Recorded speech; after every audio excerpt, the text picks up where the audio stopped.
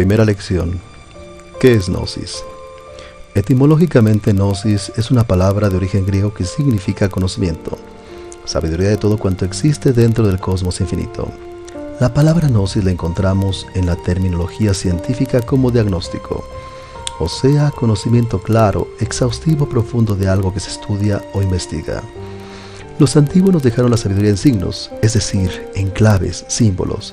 Quien poseía la clave, o sea la gnosis, alcanzaba el conocimiento oculto de esos jeroglíficos.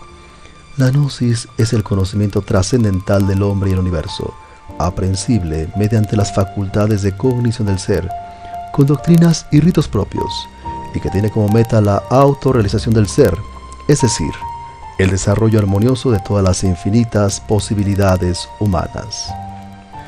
La gnosis es un funcionalismo muy natural de la conciencia, una filosofía perennis et universalis. Es el conocimiento iluminado de los misterios divinos. Donde quiera que exista un anhelo espiritual, una inquietud espiritual, allí donde alguien se pregunte quién soy, de dónde vengo, para dónde voy, por qué existo, para qué vivo, cuál es el objetivo de mi existencia, etc., allí está la gnosis. Por eso grandes maestros de la humanidad nos dicen que la gnosis es origen de toda sabiduría, es ciencia, síntesis. La gnosis es esoterismo auténtico de fondo, desenvolviéndose de instante en instante con vivencias místicas muy particulares. Doctrina extraordinaria que fundamentalmente adopta la forma mítica y a veces mitológica.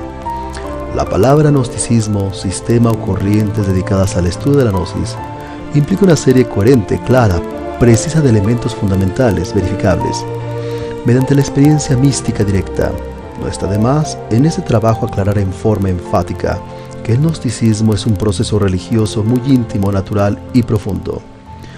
Tal como lo utilizan los gnósticos de los primeros siglos del cristianismo, la palabra gnosis podríamos traducirla por intuición, porque gnosis entraña un proceso intuitivo de conocerse a uno mismo, y conocerse a uno mismo desde en ellos es conocer la naturaleza y el destino humano. Según el maestro gnóstico Teodoto, que escribía en Asia Menor hacia 140-160, el gnóstico es aquel que ha llegado a entender quiénes éramos y en qué nos hemos convertido, dónde estábamos, hacia dónde nos apresurábamos, de qué se nos está librando, qué es el nacimiento y qué es el renacimiento. Sin embargo, conocerse a uno mismo en el nivel más profundo es al mismo tiempo conocer a Dios. Este es el secreto de la gnosis. Estudiando la palabra gnosis por sílabas tenemos G. Significa génesis, comienzo, origen, principio, nacimiento, iniciación. Esta letra es infinita y tan grande simbólicamente como el principio genético de todo cuanto existe en el cosmos. No. La sílaba no es el símbolo del santo negar, fuerza femenina o polo negativo que por derecho propio le corresponde gestar y dar vida a galaxias, soles, mundos, dioses y criaturas. Sí, la sílaba sí es el símbolo viviente del aspecto positivo, fuerza masculina de la creación, el santo afirmar que engendra la vida de todo cuanto palpita en el espacio infinito. S, símbolo maravilloso del fuego, dador de vida, fuerza neutra, santo conciliar, conforme a la armonía vivificante de toda existencia cósmica, desde el microcosmos hasta el protocosmos. La gnosis es el conocimiento de una sabiduría trascendental y transformativa, que enseña a la humanidad a ver, oír y palpar todas las cosas que hasta el momento se señalaban como grandes misterios y enigmas. La gnosis es una verdadera escuela científica de regeneración, de iniciación en la vida, que persigue una transformación del ser humano. Pretende que cada hombre cambie desde sus principios básicos y costumbres, que se convierta en verdadero hombre. La gnosis explica que dentro del ser humano existen tremendas posibilidades que puedan desarrollarse, y la tarea que se propone esta enseñanza es aportar los datos que lo conduzcan a lograr ese desarrollo interior. Regenerarse significa generarse nuevamente, es decir, recrearse, volverse a crearse. Algo viejo debe morir en el hombre y nacer algo nuevo.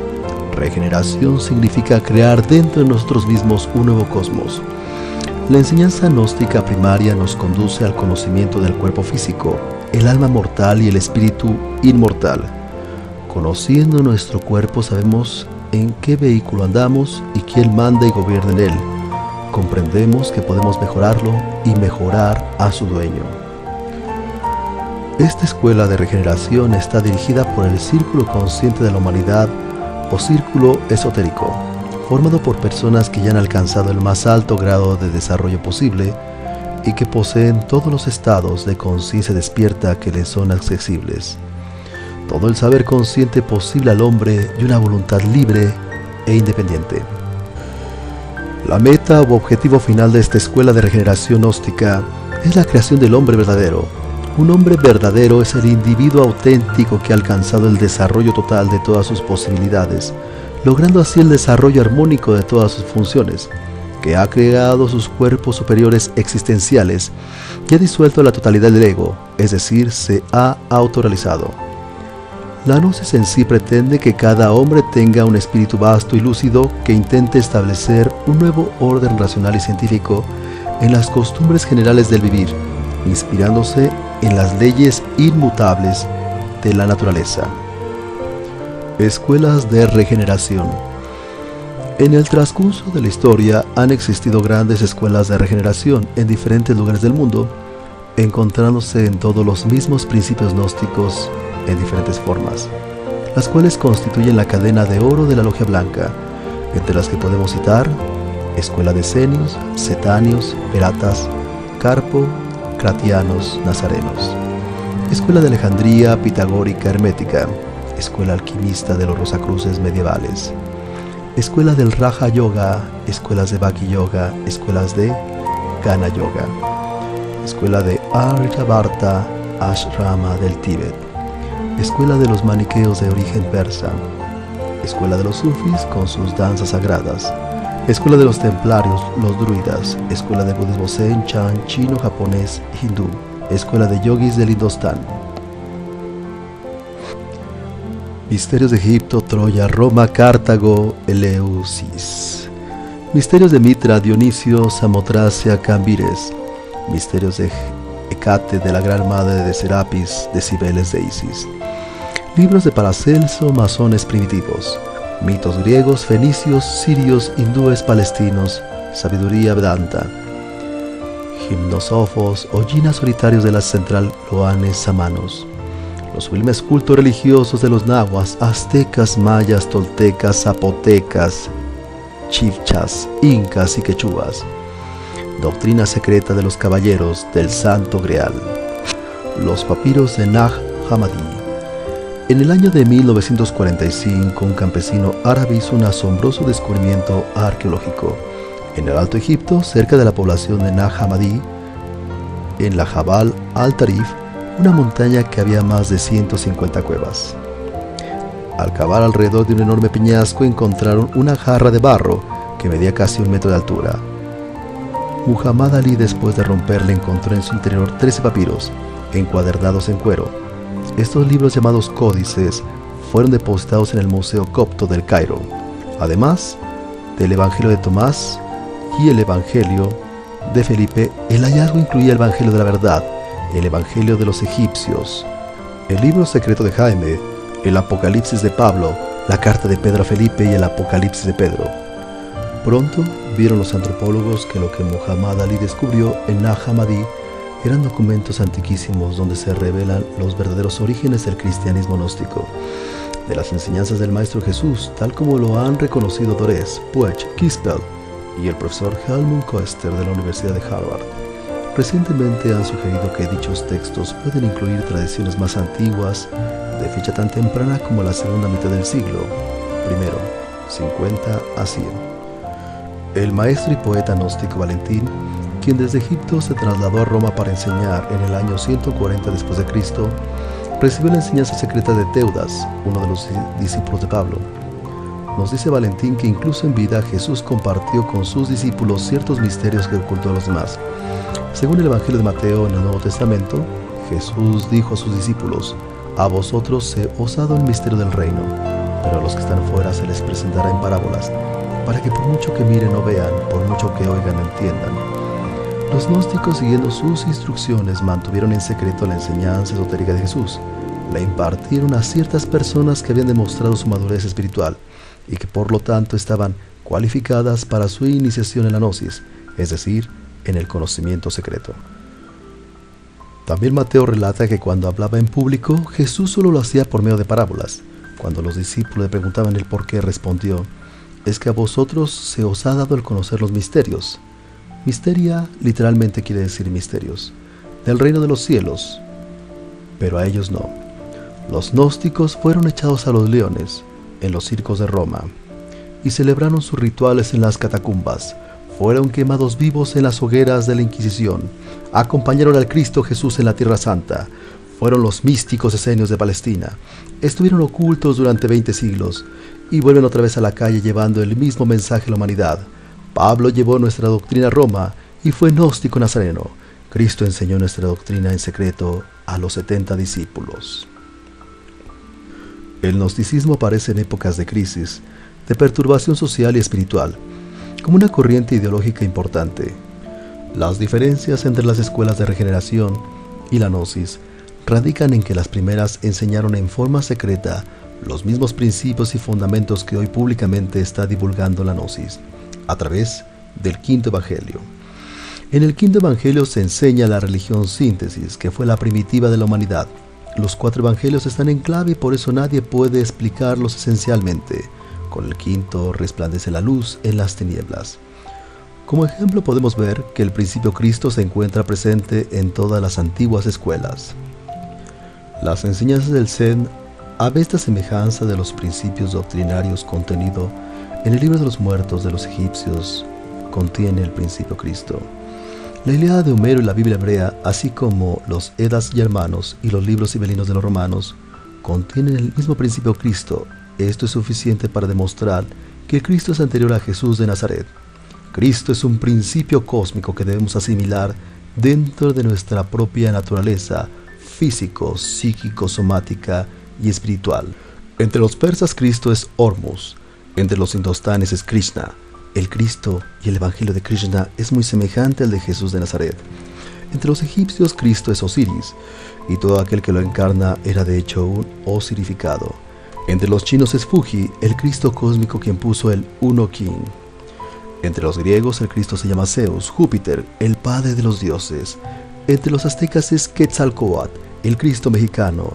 Entre los Edas germanos es Balder. Así podríamos citar el Cristo cósmico en millares de libros arcaicos y viejas tradiciones que vienen de millones de años antes de Jesús. Todo esto nos invita a aceptar que Cristo es un principio cósmico contenido en los principios substanciales de todas las religiones. Los mártires, santos, vírgenes, ángeles y querubines son los mismos dioses, semidioses, titanes, diosas, sílfides, cíclopes y mensajeros que los dioses en las mitologías. Igualmente el culto al fuego es antiquísimo. El culto al fuego fue grandioso en la antigua Persia. Los sacerdotes persas tenían una riquísima liturgia esotérica relacionada con el culto al fuego. Ellos tenían la misión de mantenerlo siempre encendido. Las danzas sagradas de los derviches danzantes, tanto en Persia como en Turquía, etc., constituyen en el fondo un culto al fuego. Los derviches imitan a la maravilla el movimiento de los planetas del sistema solar alrededor del Sol. Como podemos observar en el Quinto Evangelio, está contenido en forma sintetizada toda la sabiduría que las antiguas escuelas de regeneración enseñaban, motivo por el cual se le denomina doctrina de la síntesis. Las síntesis no resultan de mezclas, la síntesis existe de hecho sin mezclas artificiosas. Conocimiento esotérico y exotérico. Hay 2 clases de sabiduría, la doctrina del ojo y la doctrina del corazón. La doctrina del ojo es para los que se contentan con teorías espirituales, y la doctrina del corazón es para los iniciados auténticos. La doctrina del corazón encierra las verdades primordiales de la sabiduría única. La una nos llega por medio de la deducción y la otra por medio de la intuición. La una la produce el intelecto, la otra el maestro interno. La una es humana, la otra es divina.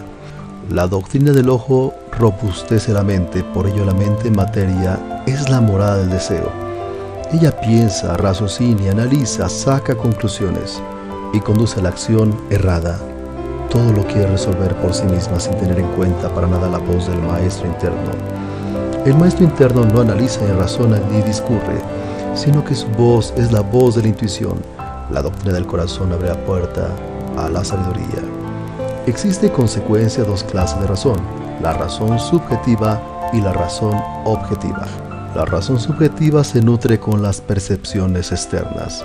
Elabora sus conceptos de contenido por medio de los informes recogidos con los sentidos y con esos conceptos forma sus razonamientos, haciendo de ellos la razón subjetiva. La razón objetiva es otra cosa, pero ya eso es revolucionario. No se puede saber nada de lo real cuando todo emana de los sentidos. Eso es obvio, relativo, irrefutable, pero existe razón y ella es objetiva. Esta funciona únicamente con los conceptos de la conciencia, con los datos que ella misma aporta.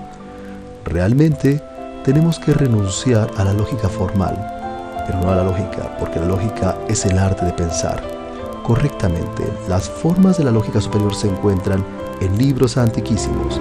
Esta es la lógica dialéctica, lógica intuitiva, la cual nos da acceso a la ciencia objetiva, universal y pura. El conocimiento gnóstico escapa siempre a los normales análisis del racionalismo subjetivo. La humanidad se desenvuelve en dos círculos, el exotérico y el esotérico. El exotérico es el público, el esotérico es el secreto. En el exotérico vive la multitud, en el esotérico los adeptos de la gran hermandad blanca. Es un deber de todos ayudar a los del círculo público. Es necesario traer a muchos al círculo secreto. En el círculo esotérico público existen muchas escuelas, libros, sectas, contradicciones, teorías, en fin, es un laberinto donde solo sale el más fuerte. Todas las religiones son útiles pues contienen granos de la verdad, pero solo el fuerte encuentra el camino secreto. La diferencia entre el conocimiento que enseñan las escuelas de regeneración, especialmente la gnosis, pertenecientes al círculo esotérico, y el conocimiento que se adquiere a través del círculo exotérico público, está basado fundamentalmente en que el conocimiento que divulga la gnosis es de tipo superior, de carácter esotérico, ya que estudia la vida, al hombre, al universo y a los fenómenos inherentes a ellos. No solo desde el punto de vista exotérico o externo, a través de los sentidos de percepción externos, sino también desde el punto de vista anímico-espiritual o esotérico por medio de los sentidos internos u ocultos. El conocimiento exterior o exotérico se basa en los deficientes e impresos sentidos de percepción externos y en los conceptos de contenido de la mente sensual, con los que estudia la vida, al hombre y al universo en una forma parcial o unilateral, determinando un enfoque superficial e incompleto de los fenómenos y problemas. Las características del conocimiento exterior o exotérico que enseña en el círculo público de la humanidad son entre otras las siguientes. Un conocimiento que tiende a perpetuar las creencias, valores y patrones de vida que se consideran lógicos o razonables en esta sociedad. Un conocimiento donde subyace la violencia y la agresividad como un método para alcanzar lo que se quiere de la vida, posición social, cultural, económica, política o religiosa. Un conocimiento repetitivo de errores de nuestros antepasados y de su modo de vivir equivocado.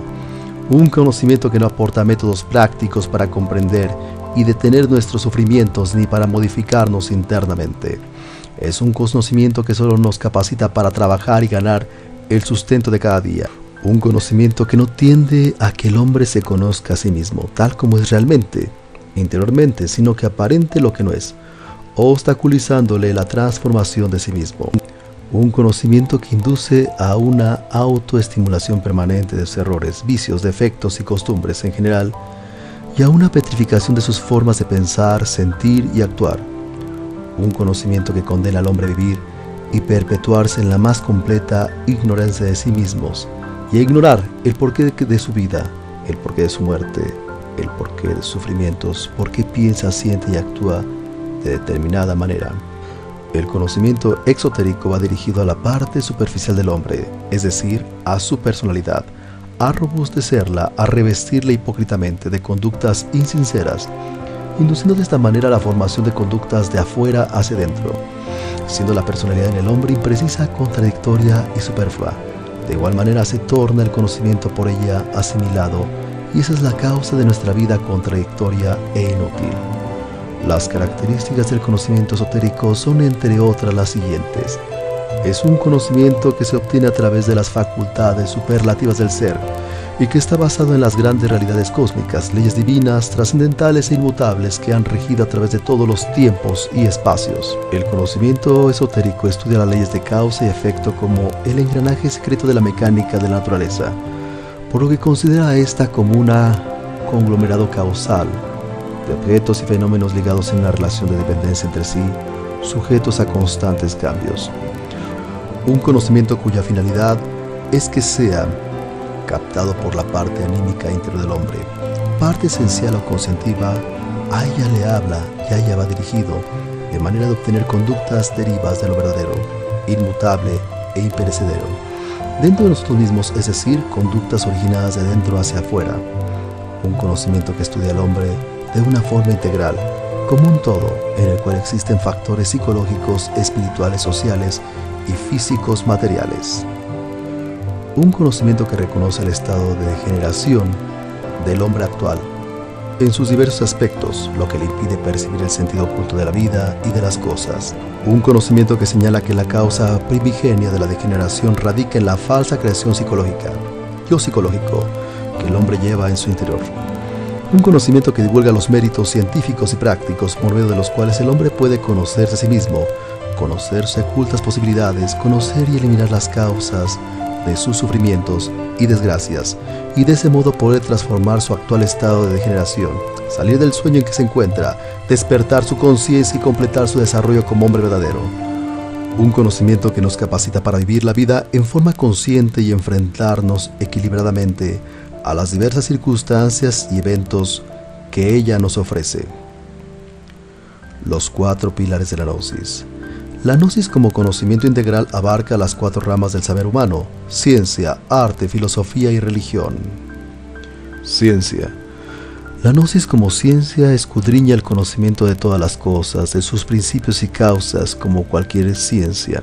La palabra Gnosis es tan grande como el espacio mismo, porque encierra el contenido de toda la sabiduría y conocimientos múltiples del planeta Tierra, de los mundos, soles y galaxias que giran en sus rutas orbitales dentro del espacio sin límites. Psicología, medicina, ciencia atómica, navegación interplanetaria, intergaláctica, aspectos marítimos, aéreos, terrestres, política, matemática, etc.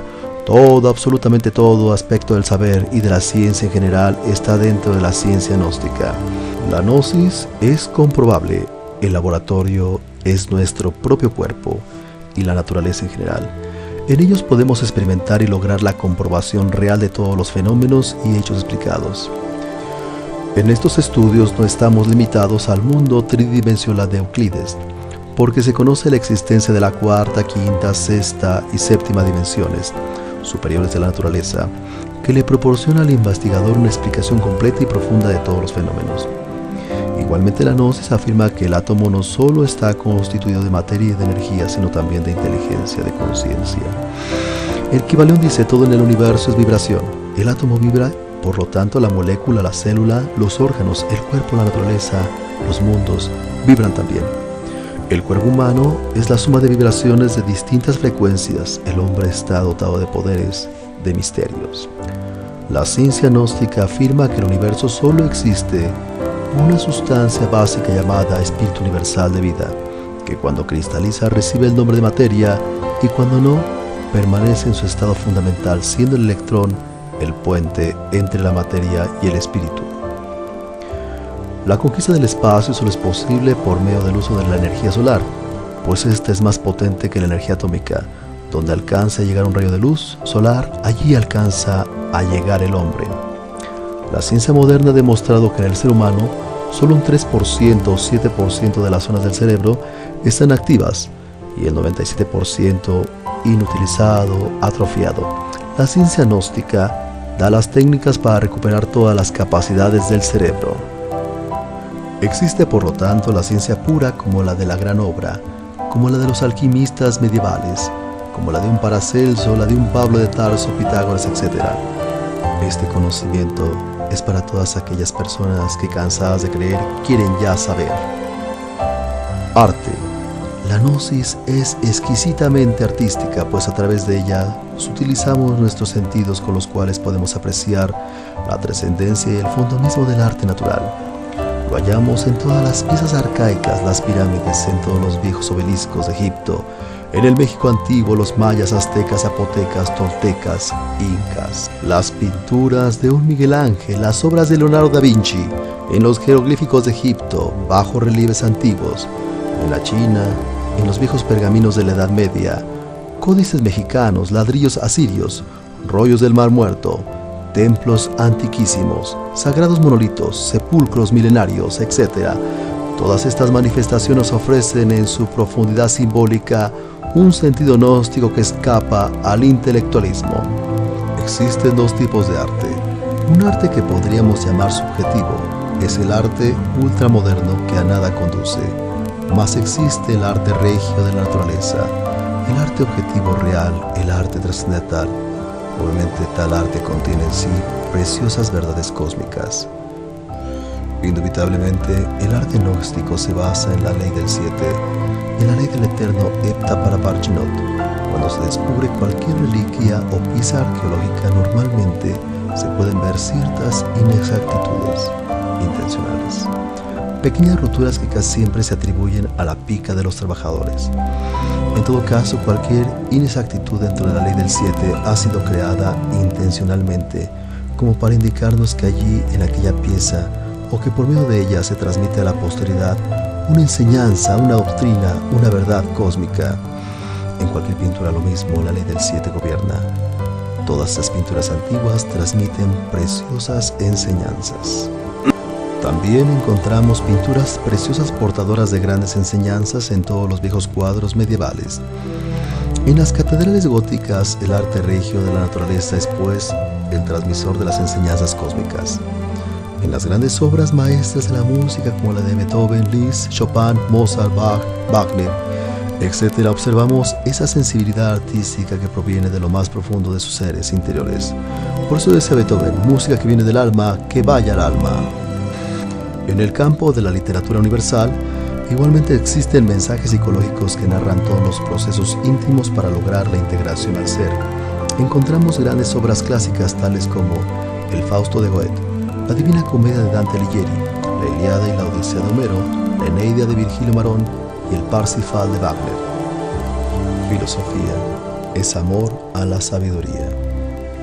La gnosis como filosofía es un funcionalismo natural de la conciencia, una elevación del ánimo que nos capacita para enfrentarnos inteligentemente a todas las adversidades de la vida. Descubre ante nosotros el maravilloso mundo que está más allá de lo físico. Nos permite comprender el porqué de la existencia, trascender a las graves disyuntivas del ser o no ser. Indubitablemente, la revelación legítima tiene sus basamentos irrefutables, irrebatibles en la autognosis.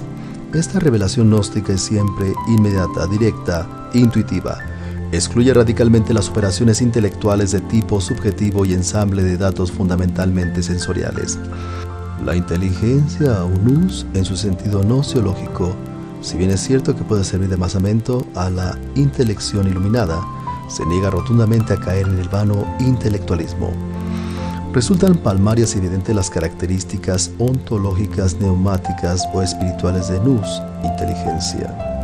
Saberse idéntico con su propia neuma o espíritu, experimentar directamente la identificación entre lo desconocido y lo cognoscente. Es eso lo que podemos y debemos definir como autognosis.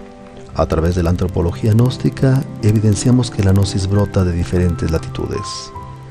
Hay una diferencia entre la antropología materialista y la antropología gnóstica. La materialista no puede penetrar al fondo vivo de los misterios arcaicos, en cambio la gnóstica va al fondo. Cualquier pirámide, cualquier pieza arqueológica se refiere al ser, siempre al ser, de manera que la gnosis va al ser. La gnosis como un estilo de vida, como una filosofía mística, se fundamenta sobre una concepción racional y científica del universo. El ser es el ser, y la razón del ser es el mismo ser. Solo el ser puede conocerse a sí mismo. Él, por lo tanto, se autoconoce en la gnosis, autognosis. Realmente un cuerpo se tiene, un alma se posee y un espíritu se es. No hay que confundir a la conciencia con la memoria. Repetir brillantemente con términos complicados o rebuscados, teorías, frases que hemos leído o escuchado, no es tener conciencia, no es tener la verdad, porque ¿qué es lo que le consta o escucha? Real es aquello que se experimenta en nuestro interior. Solo en la conciencia podemos experimentar la realidad. De nada sirve llenarnos la cabeza de teorías y más teorías y de citar a Dante, Homero, a Virgilio, etc. Si tenemos la conciencia dormida, si no tenemos conciencia objetiva, clara y perfecta sobre nosotros mismos, sobre la vía práctica. La razón subjetiva elabora sus conceptos de contenido mediante las percepciones sensoriales externas. Por lo tanto, nada puede saber sobre los misterios de la vida y de la muerte, sobre el alma y el espíritu. Cada cabeza es un mundo, pero el mundo, así como la verdad, es una sola. Sin embargo, cada uno estamos empeñados en creer que nuestro mundo de pensar es el correcto, porque supone que es correcto y realidad es lo mismo. Los verdaderos filósofos que han existido en la humanidad, como por ejemplo Lao Tse, Confucio, Pitágoras, Zoroastro, Platón, Sócrates, etc., escribieron y enseñaron lo que les constaba por experiencia directa. Sus conocimientos provenían de su interior, de los datos aportados por la conciencia, por el ser. Esto explica por qué la filosofía de todos ellos en el fondo es la misma, conduce al mismo fin. En cambio, entre los filósofos materialistas hay contradicciones y diversidad de teorías y opiniones, debido a que sus informaciones provienen de lo que leen, escuchan o suponen, es decir, es el producto de la forma particular de razonar subjetivamente de cada uno de ellos. Ninguna persona seria debe aceptar jamás en forma dogmática nada. Es urgente primero investigar antes de aceptar. Donde hay comprensión, la aceptación o rechazo salen sobrando. El camino de la sabiduría consiste en inquirir, analizar, meditar y experimentar. Religión. La palabra religión viene del latín religare, que quiere decir volver a, y ligare, unir, o sea, volver a unir al hombre con el ser, con su Padre, con Dios, sin descartar la ciencia, el arte y la filosofía. En la gnosis, la ciencia religiosa y la religión científica, la una no debe contradecir a la otra, por el contrario, complementarla. En cuestión de religión, obviamente, nosotros vemos la religiosidad en su forma más profunda. La gnosis es la ciencia de las religiones. La gnosis va al fondo religioso, busca el religare, el querer ligar o volver a religar al alma con Dios, con el ser. Y esto implica trabajos intensísimos, porque tiene uno que eliminar los defectos psicológicos, vicios, errores, etc. Solo así es posible el religare del que nos hablaron los antiguos. Buscamos la deidad dentro de nosotros mismos, no fuera de nosotros. Sabemos que si no descubrimos a Dios dentro de nosotros, no lo descubriremos en ninguna parte. Nos preocupamos por autoconocernos, por la autognosis o el autoconocimiento de nuestro ser interior profundo. Esta es la religión, sabiduría de los antiguos colegios sacerdotales. El que se conoce a sí mismo, conoce al propio ser interior en sí mismo. Y este proceso de conocer su propio ser íntimo es precisamente la autognosis. Distingas entre fe y creencia ciega. Fe es percepción de lo real, sabiduría fundamental, vivencia de eso que está más allá del cuerpo, de los afectos y de la mente. La fe es sabiduría verdadera y nunca varias creencias, dogmas, fanatismos. Jesús, el Cristo, advierte a sus discípulos diciéndoles: cuidaos de la levadura de los saduceos y de los hipócritas fariseos. La doctrina de los saduceos es la doctrina que se fundamenta entre los 5 sentidos, la de los materialistas ateos. La doctrina de los fariseos corresponde a aquellas personas que concurren a sus ritos, a sus reuniones o ceremonias religiosas para que otros los vean, para que se diga que son buenas personas para aparentar ante los demás, y se vuelven fanáticas, dogmáticas, encerrándose en una sola idea, en un solo concepto, mas en el fondo odian, envidian, fornican y cometen toda clase de faltas. Estas personas se convierten en fanáticas dogmáticas, no saben escuchar a nadie y se llenan de muchas creencias y de falsos conceptos que repiten muy bien. Lo que leen o escuchan, pero en el fondo siguen siendo los mismos personajes sin mostrar un cambio verdadero. Dicen que existen 7 grandes religiones y 5000 sectas. Nosotros los gnósticos afirmamos que solo existe una sola gran religión, y esta es la verdad. Realmente solo existe una sola religión, única y cósmica. Creemos firmemente que solo aquel que vivencia la verdad es profundamente religioso. La verdad quiere conocerse a sí misma en cada hombre. Jesús de Nazaret es un cuerpo viviente de la verdad. Jesús encarnó la verdad. Quien encarna la verdad se hace libre. Aquellos que encarnaron la verdad fundaron las grandes religiones. Y las grandes escuelas de misterios. No hay religión más elevada que la verdad. Debemos distinguir entre las formas religiosas y los principios religiosos. Es necesario saber que los principios son fórmulas cósmicas vivientes. Las formas religiosas son los distintos sistemas de enseñar estos principios. La gran religión cósmica universal infinita asume distintas formas religiosas según las necesidades de cada raza y de cada época. Así las formas religiosas se han sucedido una tras otra a través de millones de años. La cinta sucesiva de todas las religiones que han existido en el mundo revela siempre los mismos principios inmutables de la verdad. Las formas religiosas conservan los valores eternos y están organizadas de acuerdo con las necesidades psicológicas e históricas de cada pueblo, de cada raza. Todas las religiones tienen los mismos principios, los mismos valores eternos y solo se diferencian en la forma. No es inteligente que un cristiano se burle de la religión del Buda o de la religión hebrea o hinduista, porque todas las religiones descansan sobre los mismos basamentos. Cuando una forma religiosa degenera, desaparece y en su lugar, la vida universal crea nuevas formas religiosas. El mundo necesitaba algo nuevo, la religión universal necesitaba manifestarse en una nueva forma. Jesús fue entonces el iniciador de una nueva era. Así pues, resultan absurdas las luchas religiosas porque en el fondo todas son únicamente modificaciones de la religión cósmica universal.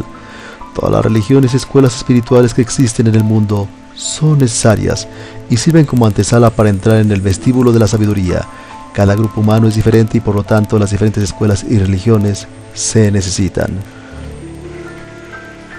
Permítasenos la libertad de decir con gran solemnidad que no queremos hacer crítica destructiva. Enfatizamos, y es ostensible, que eso no es delito. Obviamente, y por un simple respeto muy profundo hacia nuestros semejantes, jamás nos pronunciamos contra ninguna mística institución. A ningún elemento humano podría criticársele por el hecho de desconocer algo que nunca se le ha enseñado. El camino secreto jamás ha sido develado públicamente. En los libros sagrados de la antigüedad se hace alusión al camino secreto, se le cita, se le nombra en muchos versículos, mas la gente no le conoce. Cualquier forma religiosa o sistema esotérico se enriquece con la síntesis. Nosotros amamos entrañablemente a todas las formas religiosas. Ellas son manifestaciones amorosas de la gran doctrina cósmica universal. La doctrina de la síntesis no puede perjudicar a nadie porque es la síntesis de todas. La religión es propiedad inherente a la vida como la humedad al agua. ¿Podría un hombre no pertenecer a ninguna religión y sin embargo ser profundamente religioso? Todo aquel que sea capaz de vivenciar la verdad es profundamente religioso aunque no pertenezca a ninguna religión. La íntima religión de la mente con la verdad es religión. Solo el hombre religioso es verdaderamente revolucionario. Con un solo Buda viviente nacido entre las filas del budismo, ya el budismo ha cumplido su misión. Con un solo crucificado entre las filas del cristianismo, ya queda justificada la existencia del cristianismo. Con un solo imán entre las filas del maometanismo, ya queda bien justificada la existencia de la religión maometana. Todas las grandes religiones del mundo han logrado su objetivo con hombres que consiguieron el religare, es decir, que encarnaron la verdad. Realmente muchos son los llamados y pocos los escogidos. Esta ley se ha cumplido ya en todas las religiones. La religión cósmica vibra en cada átomo del cosmos porque palpita en el corazón de los soles, en el corazón del hombre y en el de la hormiga. Todas las religiones son perlas preciosas engarzadas en el hilo de oro de la divinidad. Así pues, la ciencia, el arte, la filosofía y la religión son 4 columnas básicas de la gnosis, no existiendo contradicción alguna entre cada una de ellas, sino por el contrario, se complementan mutuamente. Por tal motivo, el maestro Samael Aun Weor dice en sus obras: la gnosis es una sabiduría altamente científica, profundamente filosófica exquisitamente artística y extraordinariamente mística. En conclusión, podemos afirmar que un hombre verdadero es aquel que ha logrado desarrollar dentro de sí mismo estos 4 pilares para llegar a ser íntegro, completo, es decir, totalmente autorrealizado. Los 3 factores de la revolución de la conciencia. La gnosis difunde las verdaderas bases filosóficas, científicas del matrimonio perfecto, los cuales se sintetizan en los 3 factores de la revolución de la conciencia: morir, nacer y el sacrificio por la humanidad.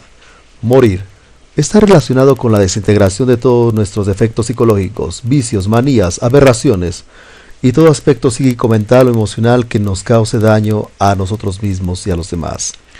La finalidad de la gnosis es el despertar de nuestra conciencia, que lamentablemente se halla dormida, encerrada entre miles de estos defectos. Necesitamos acabar con esta inconsciencia para lograr la iluminación. Nacer. El ser humano dispone de diferentes tipos de energía: motriz, emocional, instintiva y sexual. Estas energías debemos utilizarlas y aprovecharlas sabiamente para regenerar nuestro cuerpo, crear el alma inmortal y encarnar el espíritu. El hombre es un ser no logrado, pero por medio del aprovechamiento de esta energía sexual, base de toda creación, puede llegar a dar nacimiento a otros vehículos o cuerpos internos existenciales superiores del ser y convertirse en un nuevo hombre. Estos vehículos superiores aumentan nuestra capacidad cognitiva y el estudio trascendental en las dimensiones superiores de la naturaleza y el cosmos. A este sistema muy conocido y practicado por las antiguas civilizaciones solares, que nos va a permitir nacer, de nuevo, como le dijera el Maestro Jesús a Nicodemo. Se le conoce por los nombres de transmutación sexual, alquimia sexual, maituna, el arca de la alianza, arcano AZF, sexo yoga, etc., fabricar los trajes de boda. Sacrificio por la humanidad. Es el reflejo de la muerte mística. Nadie da de lo que no tiene. La ayuda al necesitado es Él. Sígueme de los evangelios. Sacrificio es transmutación de fuerzas. Existe un mecanismo psicológico y cósmico a la vez, que cada acto de sacrificio pone en juego y por el cual éste se transforma en energía espiritual, la que a la vez puede ser aplicada a diversos otros mecanismos y reaparecer sobre los planos de las formas, en un tipo de fuerza integrante completamente distinta de lo que realmente fue su origen. Bibliografía: El despertar del hombre, curso esotérico de Cábala, los misterios mayores, las 3 montañas, mensaje de Navidad 1968-1969, curso zodiacal, la felicidad mediante la meditación superior, la doctrina secreta de Nahuac, la transformación social de la humanidad, el matrimonio perfecto, gnosis del siglo XX y educación fundamental. Todos estos libros fueron escritos por el venerable maestro Samael Aun Weor.